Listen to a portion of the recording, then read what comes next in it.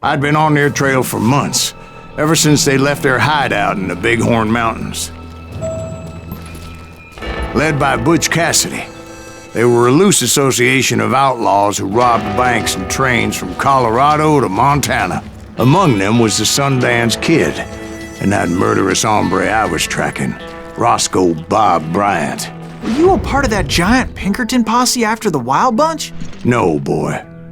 A circus like that would have slowed me down. Besides, I wanted Bryant all to myself. I'd heard about a large shipment of gold being transported to Wilcox, Wyoming on the Overland Flyer. I figured the Wild Bunch would likely hit such a treasure, and by God, I figured right.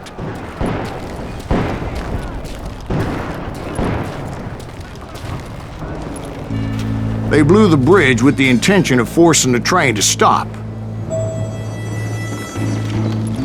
Well, I assumed the Wild Bunch was likely in the still intact part of the train high above, so I had no choice but to make my way up through the passenger cars dangling down.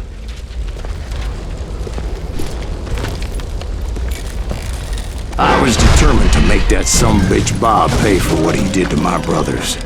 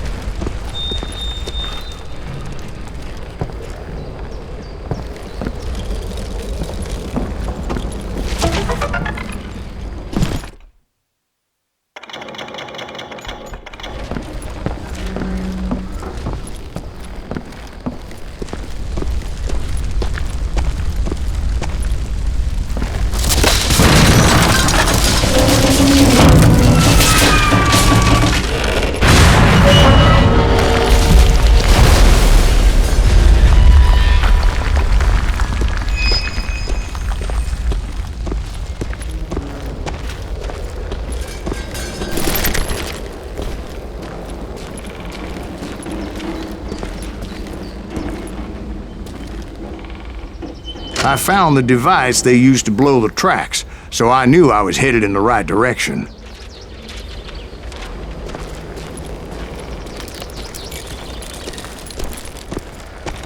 My ears are still ringing from blowing up that bridge.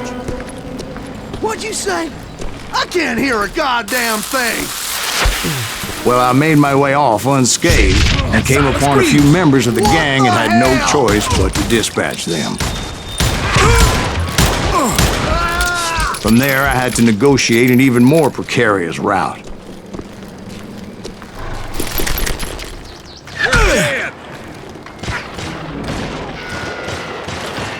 But first, I would need to get my ass out of there.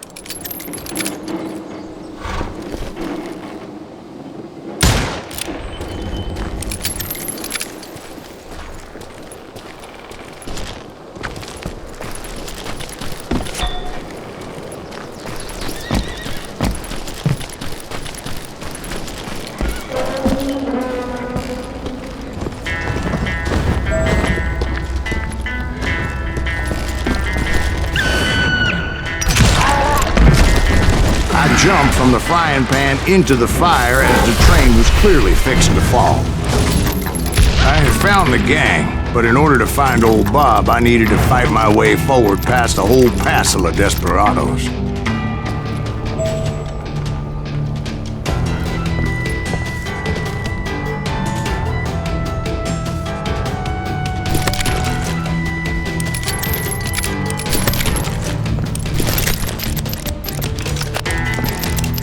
Outside, inside, any way I could, I made my way towards my prey.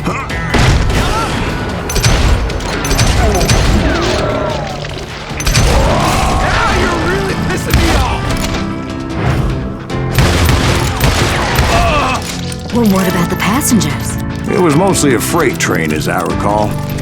There were no passengers aboard that day.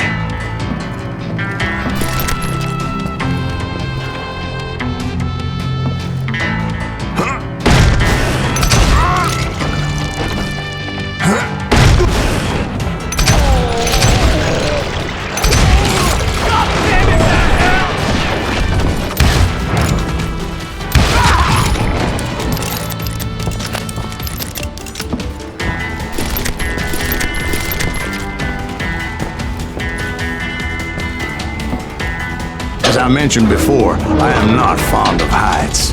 But I was too busy dodging bullets to worry about falling to my death. Odds were I was likely to die that day anyway. So I was determined to take down as many of those bastards as I could.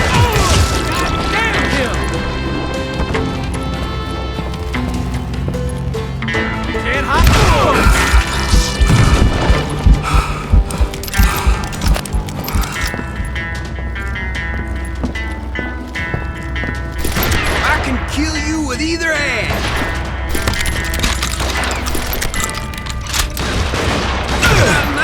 Don't I?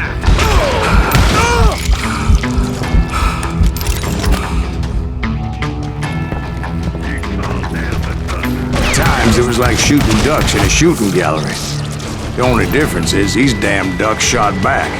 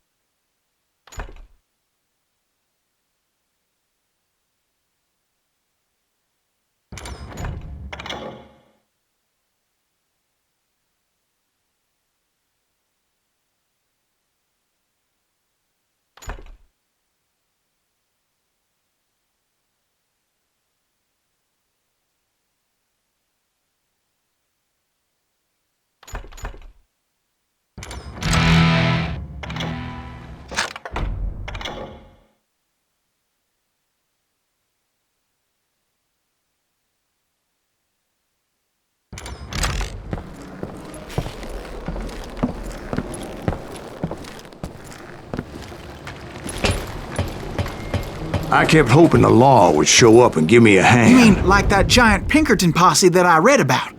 Did they come riding in, guns a-blazing to help?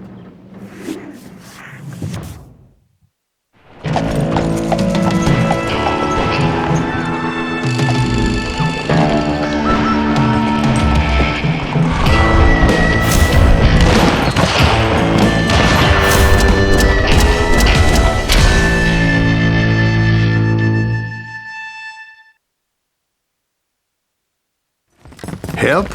From the Pinkertons? No, son. I had to fight the wild bunch all by my lonesome, as usual. Who the hell is that?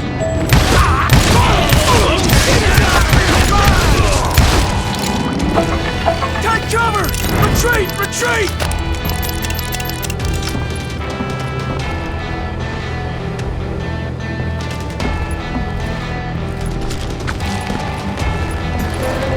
Killing everybody!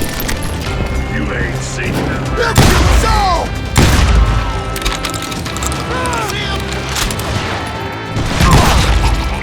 It's time to end this.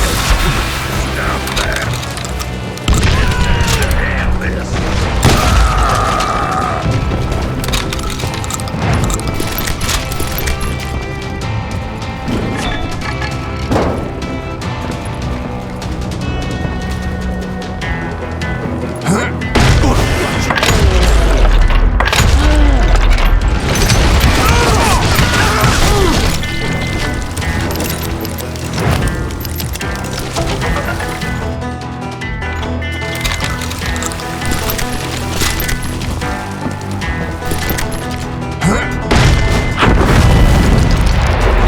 Guess is those dime novels didn't portray this as it happened, did they? Only a few stragglers were left. I had to cut them down pronto if I was going to stay on old Bob's trail.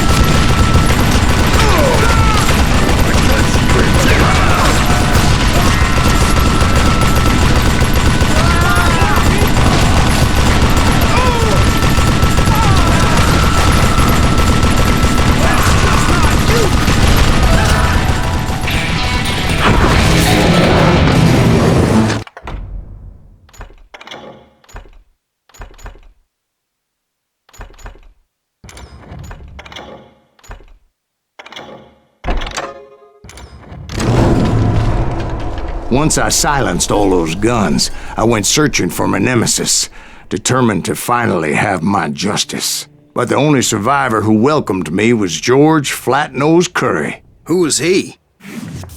The fastest gun in the gang. Right after Sundance, I mean. And Kid Curry, and maybe Elsie Lay. Though some folks might dispute that.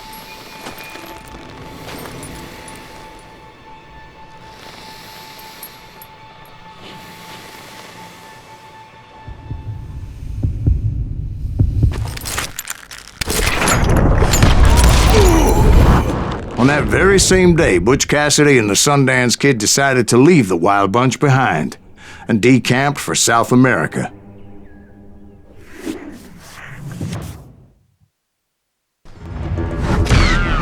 They ended up living down there for many years, but I'm sure you already know all about that.